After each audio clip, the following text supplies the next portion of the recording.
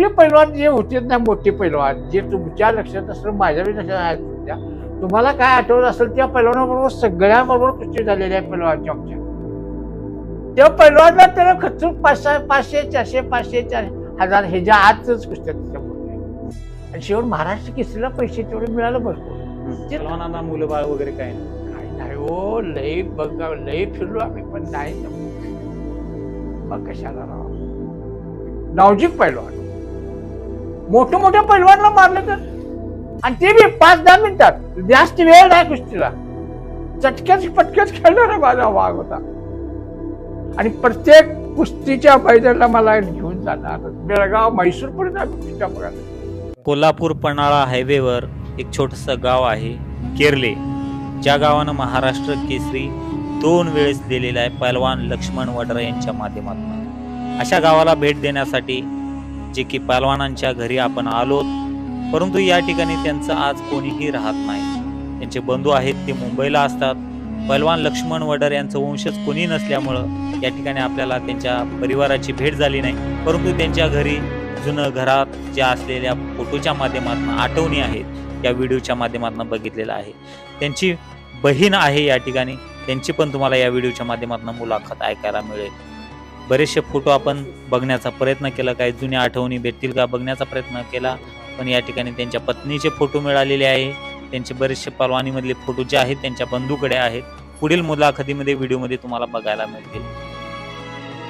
तर या ठिकाणी आला आपण त्यांचं घर बघितलं, परंतु एक खंत वाटली की गावामध्ये एखादी पैलवानाच्या नावे शाळा असायला पाहिजे, एखादी कमान असायला पाहिजे, एखाद्या शासकीय इमारतीला नाव असायला पाहिजे, पण या ठिकाणी बघायला मिळालेलं नाही. तर आजच्या व्हिडिओच्या माध्यमातून आपण बऱ्याचशा काही गोष्टी जाणून घेणार आहोत. आज एका महान मल्लांच्या गावी आलो आपण, केरले तालुका करवीर जिल्हा कोल्हापूर. डबल महाराष्ट्र केसरी पैलवान लक्ष्मण वडर त्यांच्या गावी आलो, जे की बऱ्याच दिवसापासून आपल्याला या गोष्टीवर व्हिडिओ बनवायचा होता. त्यांच्या परिवार कुटुंब आता इथे राहत कोण नाही, त्यांचं जुनं घर आहे, त्यांचे बंधू असतात मुंबईला असतात, कालच गेल्यात ते नसतात, त्यांची पण भेट झाली. परंतु त्यांच्या भगिनी आहेत आणि भाचे आहेत या गावामध्ये राहतात. त्याच्या अगोदर त्यांचं जुनं घर आहे, ते दाखवतो तुम्हाला व्हिडिओच्या माध्यमातून. काही जे पैलवानाच्या आठवणी आहेत ते आपल्याला बघता येईल व्हिडिओच्या माध्यमातून.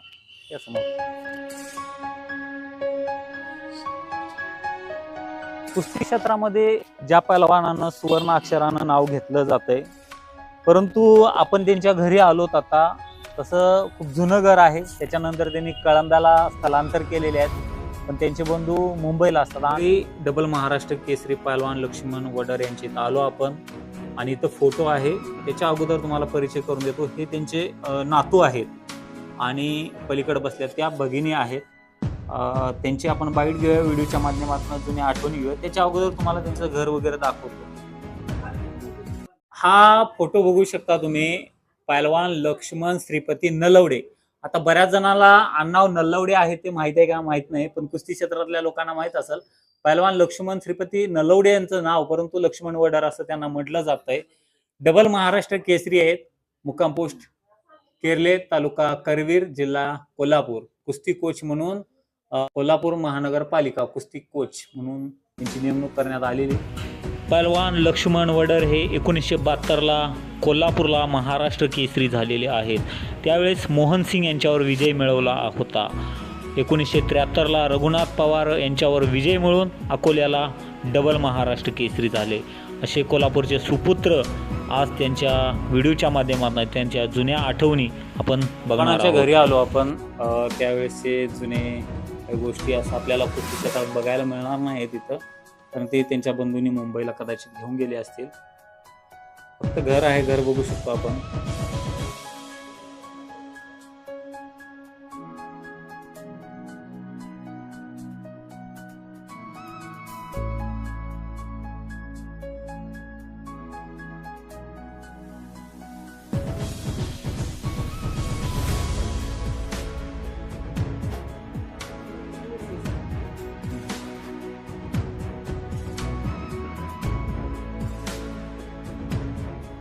पैलवान लक्ष्मण वडर यांचे आलो आपण आणि त्यांचे भाचे तर कोल्हापुरात गेल्या. ते आल्यानंतर त्यांची बाईट आपण डिटेल्स मध्ये घेऊया, परंतु त्याच्या अगोदर पैलवानांचे भगिनी आहेत तर त्यांच्याकडनं जाणून घेऊया. काय सांगायचं झालं तर ते खूप मोठं नाव होतं त्यांचं, होय, डबल महाराष्ट्र केसरी होते. होय. तिथं त्यावेळेस डबल महाराष्ट्र केसरीची गदा आली त्यावेळेस तुम्ही त्या मिरवणुकीमध्ये होतात का, सहभाग होतात का, किंवा कुस्त्या बघायला गेलतात का? ते गेलतीत की कुस्त्या बघायला. कुठे होते ते कुस्त्या? इथं राजारामपूर काय ते खासबागला काय? खासबागला. पहलवानाचं खूप मोठं नाव आहे, परंतु आज गावामध्ये आलो आपण, ते इथं कोण राहत नाही, त्यांचे बंधू पण बाहेर राहतात, तुम्ही गावात राहता. होय. परंतु कुस्तीमध्ये ज्या वेळेस यायचे त्यावेळेस तुम्हाला काय म्हणायचे एखादी गदा जिंकल्यानंतर, बक्षीस जिंकल्यानंतर? घरी काय सांगायचे? एवढं काय मला आता आठवण येत नाही. बरं, तुमचे आई वडील वगैरे कुस्तीकडे पाठवावं असं किंवा पाठवू नये असं काय फोर्स केलेलं काय त्यांनी? होय, हे ऐकील ती त्यांची. काय म्हणत होते? नको म्हणत होते. नाही कराय म्हणत होती. आणि वडील? वडील बी त्यातच होते. आज त्यांच्या स्मृती तुमच्या माध्यमातला आपल्या प्रेक्षकांना कळतील. काय आठवणी होत्या? कुस्तींना कसे जायचे सोबत, त्याबद्दल सांगा. मी सोबत का, आम्ही काय जवळ आसपास असलं तर चालत जाणार, नसेल तर लांब असलं तर गाडीने सुद्धा जायच होतो आम्ही पैलवानच्या. दुसरी आता गोष्ट, त्यांच्या कुठपर्यंत कुस्त्या असायच्या, कोणाकोणासोबत कुस्त्या झाल्या काय? अहो शेवट महाराष्ट्र केसरी, डबल महाराष्ट्र केसरी मिळवलेले आहे. सगळ्या पैलवानांनी मारलेला आहे, टोपणा गोलजाने बिजाने सगळ्यांनीच. पुण्याचे पैलवान इकडे तिकडे असतील त्या सगळ्यांना तर पाडलेला आहे. डबल महाराष्ट्र केसरी म्हणजे सगळ्यांना पाडल्यावर शेवटला विजय होतो तोच महाराष्ट्र केसरी, असं त्यांचं खेळ होता. आणि त्यासारखा खेळ कोण सगळा पट्टा येत. पण त्यांच्या आठवणी आज बघतोय आपण, म्हणावे तेवढ्या नाहीत. आज मला एवढं दुःख वाटलं की तुमच्या गावात आल्यानंतर एखादी काहीतरी आठवण पाहिजे होती, त्यांच्या नावानं शाळा पाहिजे होती किंवा सोसायटीला नाव पाहिजे होते, एखादी कमान पाहिजे होती. माप मी प्रयत्न केला पण नाही, आमच्या समाजाच्या लोकांना ती आवड झालेली नाही. म्हणजे सरळ सांगतोय, मी बोलतोय की अरे काहीतरी करूया, कुणाचं तरी नाव देऊया, पैलवानचं नाव कशासाठी, कुस्त्यासाठी, नाहीतरी एक कमान करूया. किती पैसे बसतात म्हणलं, त्यातलं निम्म पैसे मी एकटा भरतो म्हणलं, आणि काय पाहिजे होतं. पण नाही, ते जमलं नाही. ते नाव तिथं राहायसाठी करायसाठी मी प्रयत्न बराचसाच केला. पण आज कुस्ती क्षेत्रामध्ये पैलवान लक्ष्मण वडर यांचं गर्वानं नाव घेतलं जाते, अभिमानानं नाव हो. घेतलं जाते कुस्ती क्षेत्रात. होय. असं कोणीही नाही की त्यांना ओळखलं जात नाही. महाराष्ट्रात कुठेही मिळणार नाही तुम्हाला. बेळगाव, महाराष्ट्र, सगळं कर्नाटकमध्ये सुद्धा नावजिक पैलवान होता. म्हैसूर पर्यंत मी कुस्ती बघायला गेलोय पैलवान. कोणाची कुस्ती होती तुम्ही गेलता होती? तिथं माप आता काही कवा लक्षात आलं, बऱ्याचशाच कुस्त्या झाल्या त्यात. तर मला आता थोडक्यात सांगा तुम्ही की सांगा. कोणकोणत्या मोठे पैलवान आहेत जे की त्यांच्यासोबत कुस्त्या चांगल्या झाल्या? टोपणा गोसगे, रसूल हनीफ, सगळे पैलवान जे होते ना, मोठे पैलवान, जे तुमच्या लक्षात असलं, माझ्या लक्षात आहेत तुमच्या, तुम्हाला काय आठवत असेल त्या पैलवानाबरोबर सगळ्यांबरोबर कुस्ती झालेल्या आहे पैलवानच्या आमच्या. हे पैलवानांनी सुरुवात कशी केली? कारण की आपला पारंपरिक व्यवसाय दगड घडवणे, हो, दगड वडारी समाज फोडणे, असल्यामुळं. दगड फोडायला येतात ज्योतिबा डोंगरला, आणि इथं गावातच केरल्यातच हळूहळू तालमीत खेळत का खेळवळ पद्धतीनं, आणि मग ते चांगला खेळतोय असं झाल्यावर आम्ही तात्याने आमच्या कोल्हापूरला लावून दिलं काळायम तालमीत पहिल्यांदा. काळाई ममला पहिल्यांदा होती. हो. त्याच्यानंतर नाही, शेवट तिथं काळायम तालमीतच महाराष्ट्र केसरी झाले. दोनदा तिथंच. तिथं नाही, पहिल्यांदा दोनदा झाले तिथं, पण पहिल्यांदा चांगले नावजी मलुमाळी आपले वस्ताद होते. वडिलांनी विरोध केला नाही, आपला व्यवसाय तसलं काय नाही, हौसेनं लावून दिला, प्रेमानं, अगदी आनंदानं. श्रीपती नलावडे म्हणजे त्यांचे वडील. हा. तर एकंदरीत ते पैलवान होते का स्वतः? हो, पूर्वीचे जुने पैलवान, मोठे पैलवान ते त्यांचे वडील. जबरदस्त. तुम्ही किती वर्ष तालमीत होताय? मी आता या 10 वर्षातच सोडून दिलेलं आहे. या पाठीमागे मी तालमीत असतो. म्हणजे बऱ्याच प्रॅक्टिसला पण जायचं. हो. तुमच्या कुस्त्या कशा व्हायच्या काय? आमच्या काय तर हाय असेच साध्या मध्ये आपल्या बारक्या छोट्या. त्या टायमाला आम्हाला काय मिळणार हो, खर्चून 5 रुपये 2 रुपये. ह्या पैलवान आता डबल महाराष्ट्र केसरी म्हणल्यानंतर आज बघतोय तुम्ही, तुम्हाला माहित असेल नसेल, जे आताचे महाराष्ट्र केसरी आहेत त्यांना थार दिलं जातंय, 15-16 लाखाची गाडी दिलं जातंय, आणि 5-5 लाख आमदार खासदाराकडनं निधी दिला जातो. म्हणजे एक मान सन्मान भरपूर केला जातंय. जवळपास 50-60 लाख सुद्धा पैलवान महाराष्ट्र केसरी मिळू शकतो. पण त्यावेळेस किती मिळायचं काय पैलवान? त्याने मला आमच्या पैलवानला किती 5,000-10,000च्या आतच सगळं. असंही ऐकण्यात आलंय की कुस्ती क्षेत्र संपल्यानंतर म्हणजे ज्यावेळेस सुरुवातीला आपला वडील म्हणजे दगडांचा व्यवसाय दगडा. करायचा, परंतु कुस्ती क्षेत्रात वळल्यात पण कुस्त्या पडल्या नाही, म्हणजे बऱ्याचशा कुस्त्या झाल्या नाही. त्याच्यानंतर परत त्यांनी व्यवसायाकडे खडीच्या म्हणजे आपलं खनिच्या माझ्याबरोबर कामात आल्यात, परत आल्यात असं कळतंय. काय हा. सत्यता आहे यात? बरोबर माझ्याबरोबर येऊन पुन्हा वस्ताद म्हणून फिरायला घेतलं ना त्याला. हे दगडे फोडत्याला समजल्यानंतर हम्म. माझ्याबरोबर ज्योतिबा डोंगरला येत असताना हम्म. हे समजल्यानंतर त्यांनी काय केलं, तालीम सांगाने हम्म. की वस्ताद म्हणून त्याच्या तालमीत ठेवूया हम्म. असं त्यांनी केलं आणि ते वस्ताद पण एवढी परिस्थिती अशी का झाली? कारण आज बरेचसे पैलवान सदन आहेत. सदन आहेत काय त्या टायमाला किती पैसे मिळणार हो. हम्म. तेव्हा पैलवानला त्याला खर्च 500, 400, 500, 1000 ह्याच्या आतच कुस्त्या त्याच्या मोठ्या. हम्म. आणि शेवट महाराष्ट्र केसरीला पैसे तेवढे मिळालं भरपूर. हम्म. ते तात्याने आमचा चुलता होता, हम्म. ती आमची भलच आहे. हम्म. चुलत्याकडे पैसे त्या सगळं जमातीकडेच. आमच्या पैलवानचे पैसे सुद्धा भाद्राचं त्यांच्याकडे जास्त. हम्म. आणि त्यांनीच सहकार केलं ना. पैलवानांना मुलं बाळ वगैरे काय नव्हतं? काही नाही हो, लई बघा लई फिरलो आम्ही पण नाही जमलं. मग कशाला राव. आज भावनिक झाल्यात त्यांच्या भगिनी आणि बंधू आहेत. आणि कुस्ती क्षेत्रामध्ये खरोखर खूप मोठं नाव आहे, परंतु हा. परिस्थिती बघताय आज कोण की बलक्षण गावकऱ्यांना नाही. पण आपुलकी पाहिजे तशी नाही नाही नाही बघितलं आम्ही. कारण की प्रयत्न करू. एखादा महाराष्ट्र चॅम्पियन जरी असला तर गावात खूप त्याचा उदो केला जातो. आणि पण आमच्या पैलवानची कोण? काय नाही, 2 डबल महाराष्ट्र केसरी लय मोठी गोष्ट आहे. नावजिक पैलवान हो. मोठ्या पैलवानला मारलं तर, आणि ते बी 5-10 मिनिटात. जास्त वेळ नाही कुस्तीला. हम्म. पटक्याच खेळणारा माझा वाघ होता. आणि प्रत्येक कुस्तीच्या मैदानाला मला घेऊन जाणार. बेळगाव, म्हैसूर पर्यंत आम्ही कुस्त्या बघायला गेलो. कशानं जायचं तुम्ही जाताना? एसटीनं, रेल्वेनं कशा मिळेल तिथे स्वतःच्या खर्चाने. सगळ्यात चांगली कुस्ती कोणती झाली बाबा तुम्हाला आठवते कायमस्वरूपी त्यांची? बऱ्याचशाच कुस्त्या एकही बिन नावस्ता कुस्ती झालेली नाही. हम्म. क्लिअर चितपट झाल्याशिवाय सोडतच नव्हता. मार खाल्ला म्हणल्याशिवाय सोडत नव्हता. 2-3 कुस्त्या तशाच केल्या त्याला. मार मी बाबा झाले सगळी पब्लिक तर नाही डबल नाही बाबा मी मार खाल्ला म्हणल्यानंतर गप्प जायचं. डाव त्यांचा कोणता होता आवडता काय? हे आवडतात सगळे. आता काय एक पैलवानचा डाव होय, सगळे डाव धरेल तिथेच डाव.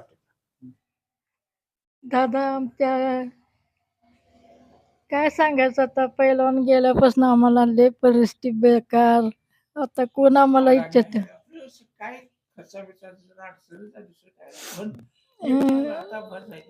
नाही काय करायचं आता. आता तुमचं बघतंय कोण? म्हणजे भाचा आहे त्यांचं, मुलगा आहे ना तुमचा? हाय की बघते ते. तुमची आई काय म्हणायची बाबा पहलवानांची कुस्ती? आता बोलत होता की तुम्ही जोपर्यंत तो जिंकत नव्हता तोपर्यंत ज्या कुस्त्या असेल त्या त्या दिवशी पासून सकाळ उजाडल्यापासून उगवल्या सूर्य येणार उगवल्यापासून तोंडात पाणी लागत पर्यंत तोंडात पाणी किंवा जेवण बिवण काय करत नव्हतं.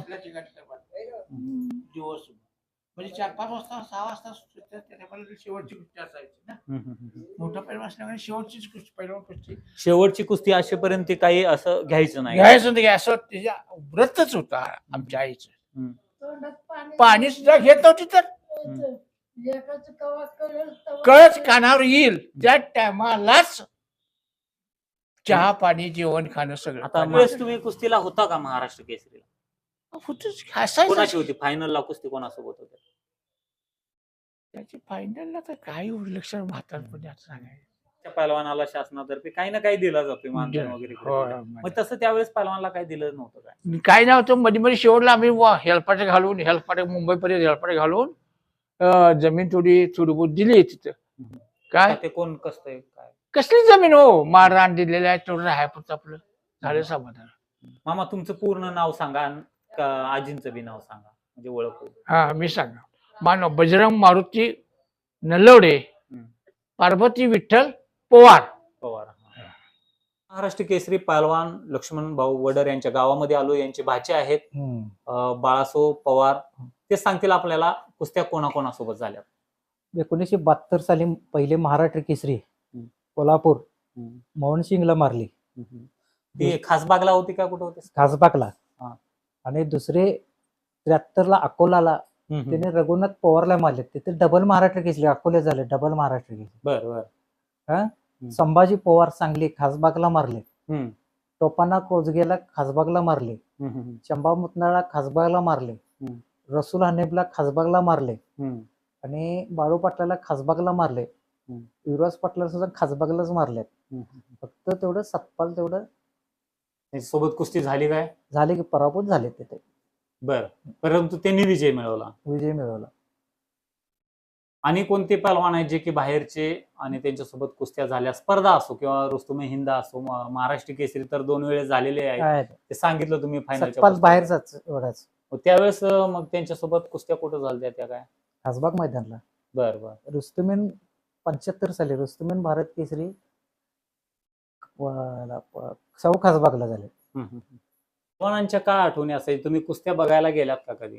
पहलवानांच्या? गेलेत की मी गेलो की. काय कशा असायचे? कोणता डाव असायचा स्पेशल असा त्यांचा? त्यांचा गिस्सा आणि पट. हा. पट डाव गिस्सा हम्म. आणि घुटना. पहलवान कोणत्या तालमीत होते आणि कुस्तीकडे कसे वळल्यात?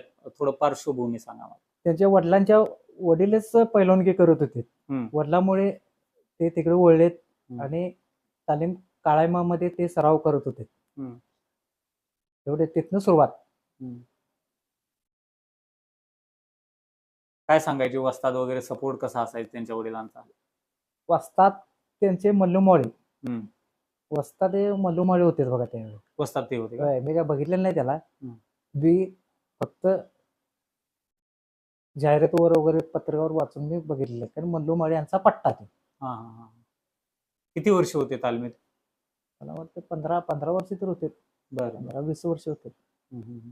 मग तिथनं 1986ला बाळू पाटील कुस्ती मारलेत. मग ते कुस्ती कोच झालेत. महानगरपालिकेला सर्व्हिसला लागले. आता त्यांचे पट्टे कोण तयार झाले? त्यांच्या हाताखाली कोण असे प्रसिद्ध पहलवान आहेत जे तयार झाले? त्यांचे पट्टे सुभाष मोहिते केरलेचा. पुण्याचे पैलवान होते. पुण्याचे पैलवान बरेचसे पुण्याचे पहलवान. पुण्याचे पैलवान बरेचसे होते तिथे. पहलवान लक्ष्मण वडर आणि तुमच्या आठवणी सांगा थोडक्यात. लहानपणी आमच्या शेजारलाच होता तो. शेजार धर्मच आमचा त्यांचा एक. 7वीपर्यंत तिथे शाळा शिकला. पण वडिलांनी त्याने पैलवानकीला कोल्हापूरला घालवली. थोडे दिवस त्याने आपला धंदा केला. पुन्हा पैलवानकीला कोल्हापूरला घालवली. त्यावर जरासा त्यांचा आमचा संबंध मग कमी कमी होत गेला. तिकडे राहायला गेला. उतरता काळ जो होता त्यांचा, गावामध्ये काही दिवस सहवास असणारच. एखाद दिवस आले की ठीक हो. एखाद दिवस केले 2 दिवस. तसं आमच्या कामात आम्ही आमची गाडी बैल होती त्यावेळेला. आमच्या कामात आम्हाला तेवढी वेळ मिळत नव्हती त्या काळात. पण गावात असं आल्यानंतर भेटीगाठी व्हायची का तुमची? होणार की. काय बोलायची? काय चर्चा? काय आपलं हेच पैलवान आला काय तर आलो. बाकी ह्याच्या पलीकडे काही नाही. कुस्तीवर कधी चर्चा व्हायची? काय नाही. ते पैलवानासंग त्यांची होणार, आमच्या संग कधी होणार नाही. मंडळी, पहलवान लक्ष्मण वडर यांच्या गावी आल्यानंतर 1-2 मित्र भेटल्या त्यांचे. बराचसा सहवास लाभलाय, ते त्यांच्याबद्दल सांगतील. तेव्हा ते कामगार सोसायटीचं मी काम करत असताना त्यांच्या वडिलाचा वगैरे माझा संबंध जास्तीत जास्त आला. आणि हा लहान मुलगा त्या वक्ताला खाणीमध्ये काम करत करत कुस्तीचं हे शिकला, धडे शिकला. त्याच्यानंतर माझा भाऊ विष्णू लखू माने म्हणून हुकमे का नारायण माने हे प्रसिद्ध पैलवान काळ्याम तालमीत होते. तिथं मी त्याला घालवला. तिथं घालवल्यावर तो चांगल्या पद्धतीनं कुस्ती करायला लागला. आणि कुस्ती करत असताना त्याचा एक पेटंट डाव असा होता, धोबी पिछाड 1 नंबर मारायचा आणि त्याच्यातच तो तरबेज होता. आणि त्याच्यात त्यानं 2 वेळ महाराष्ट्र केसरीपद कमवलं. आणि घरची परिस्थिती काही शेतीवाडी वगैरे काही नसल्या कारणानं एक भाऊ नांदगाव होता, तो पोलीसमध्ये मुंबईला होता. तो बी रिटायर होऊन आता आला. आणि हे लक्ष्मणचं एक मध्ये गाडीच्या ह्याच्यात ॲक्सिडेंट झाला. त्याच्यात त्याचा सहकारी म्हणा आमचा युवराज पैलवान प्रसिद्ध अगदी ॲक्सिडेंटमध्ये गेला. आणि ह्याला बी त्या वक्ताला मार लागला. त्यापासून त्याचं जरा मन चलबिचलच राहिलं. त्याचं मनस्थितीच बिघडली आणि त्याच्यात तोही निघून गेला. आणि आता मागं कोण, त्याचा भाऊ एक आहे, बहीण आहे, आई वडील त्याचे गेलेत, तर भाऊ एकटा आहे, तेव्हा आता इथं आलाय, इथं असतोय आपले, आणि माझे संबंध आहे त्यांच्याशी चांगले पहिल्यापासून. आणि हा कष्टातनं अगदी म्हणजे शून्यातनं अगदी मनमिळावपणानं सगळ्यांनी मिळून मिसळून राहून काम करायचा. आणि त्याच्यामुळं आमच्या गावचा अगदी लक्ष्मण वडार म्हणजे लाडका पैलवान. जात भेदभाव काय आमच्या इतर लोकांनी त्यांच्याशी ठेवले नाहीत आणि त्यांनाही तसे ठेवले नाहीत. चांगल्या पद्धतीनं लहानाशी थोराशी सगळा वागायचा. त्याच्याशी संपर्क आमच्या गावाशी अगदी चांगला होता. पण एक वस्तात तुम्हाला एक विचारायचं आहे, गावाचे संबंध चांगला आहे. आज कुस्ती क्षेत्रामध्ये तुमच्या गावचं नाव खूप मोठं झालं, कारण 2 वेळेस महाराष्ट्र केसरी होणं खूप मोठी गोष्ट असते. परंतु गावामध्ये असं आल्यानंतर एक वाटलं पाहिजे की पहलवान लक्ष्मण वडरे यांचं गाव आहे, पण असं काय वाटत नाही एखादी कमान असायला पाहिजे, त्यांच्या नावावरती नावाला एखादी शाळा असावी, एखादं काहीतरी सोसायटीला काहीतरी असावं, असं वाटत नाही का तुम्हाला? वाटतंय आता, पण आमचं वय झालं आता, आणि ह्या नवीन पिढीनं काहीतरी बघायला पाहिजे, करायला पाहिजे. ते काय करतच नाही. शाळा होते, एक तालमीचा हौदा होता, तो पकड पंचायतला मोडून टाकून अगदी मुलासने आताच्या कुस्ती म्हणजे काय माहिती दुकान नाही.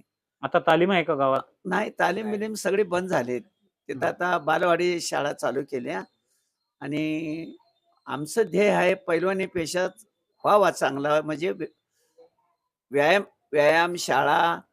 तरी आता मुलं कोण असली तर आम्ही सांगतोय बाबा रनिंग करत जावा, व्यायाम करत जावा, शिक्षण 1 नंबर 2 नंबरला व्यायाम करीत जावा, तब्येत चांगली असेल तरच सगळं चांगलं. सांगतो, करतो. आणि आता आम्हाला झेपत नाही. आता आमचं आता 90 वय झालं, 91 चालू झालंय. आता आम्हाला झेपत नाही. आमचं बी विराट निघून गेल्यापासून आम्ही बी आपलं स्वतंत्रच असतो. मुलं आहेत ती दोन्ही स्वतंत्रच असतात. तर मंडळी, आजही पन्हाळ्याला किंवा ज्योतिबाला जाताना अनेक असे दगडी कारखाने दिसत असतात. एक काळ असाच होता की पहलवानाने अशाच पद्धतीनं कष्ट करून पहलवानकी जपलेली आहे आणि डबल महाराष्ट्र केसरीत आलेले. तर व्हिडिओ कसा वाटला हे नक्की सांगा. भेटूया पुढील एखाद्या अशाच भागामध्ये. तोपर्यंत धन्यवाद.